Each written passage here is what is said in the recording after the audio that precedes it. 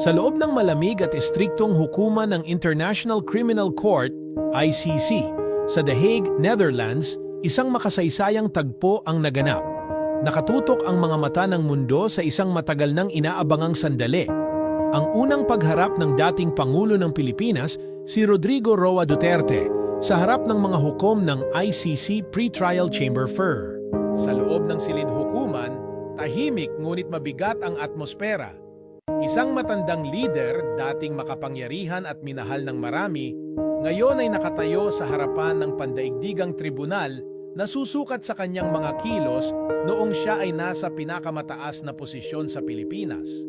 Bagamat kilala sa kanyang matapang at matatag na pananalita, sa pagkakataong ito, tila isang ibang anyo ng dating Pangulo ang nasaksihan ng lahat, isa na hindi na protektado ng entablado ng politika, kundi isang tao sa harap ng batas na lumalampas sa anumang nasyonalidad o kapangyarihan.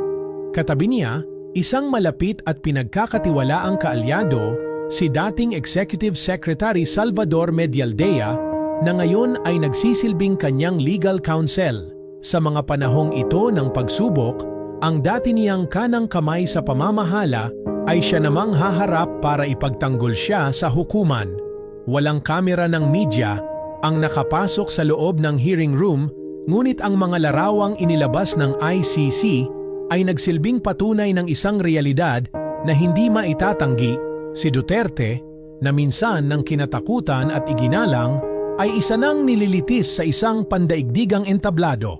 Sa mataas na upuan ng hukuman, tatlong hukom ang maingat na nakikinig at nagmamasid. Presiding Judge Julia Antonella Motok, kasama sina Judge Rain Adelaide Sophie Alapini Gansu at Judge Maria del Socorro Flores Liera. Sila ang may kapangyarihang timbangin ang bawat ebidensya, suriin ang bawat argumento, at hatulan kung may sapat bang batayan upang ituloy ang paglilitis. Sa kanilang mga mata, walang dating presidente o mataas na opisyal, tanging isang individual na dapat paghusgahan batay sa mga pamantayang internasyonal.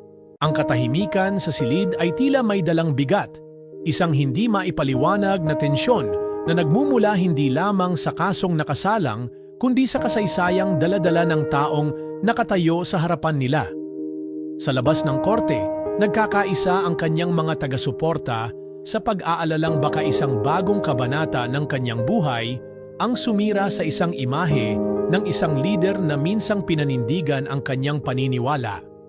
Ngunit sa kabilang dako, may mga nagsasabing ito ay isang tagumpay ng pandaigdigang hustisya, isang patunay na walang sinuman, gaano man kataas ang naabot, ang makatatakas sa pananagutan. Habang tumatakbo ang pagdinig, maraming tanong ang bumabalot sa hinaharap. Ano ang magiging direksyon ng paglilitis? Hanggang saan aabot ang labanang legal? At higit sa lahat, paano ito magtatapos para sa isang taong minsan nang kinilala bilang isa sa pinakamapangahas na lider ng kanyang panahon? Sa puntong ito, wala pang kasagutan. Ang tanging sigurado ay ang realidad na kahit sino pa ang isang tao, kahit anong kapangyarihan ang kanyang hinawakan, darating ang araw na kailangang humarap sa batas. At iyon ang araw na hindi maiiwasan, hindi matatakasan, at hindi matatakpan ng anumang political influence.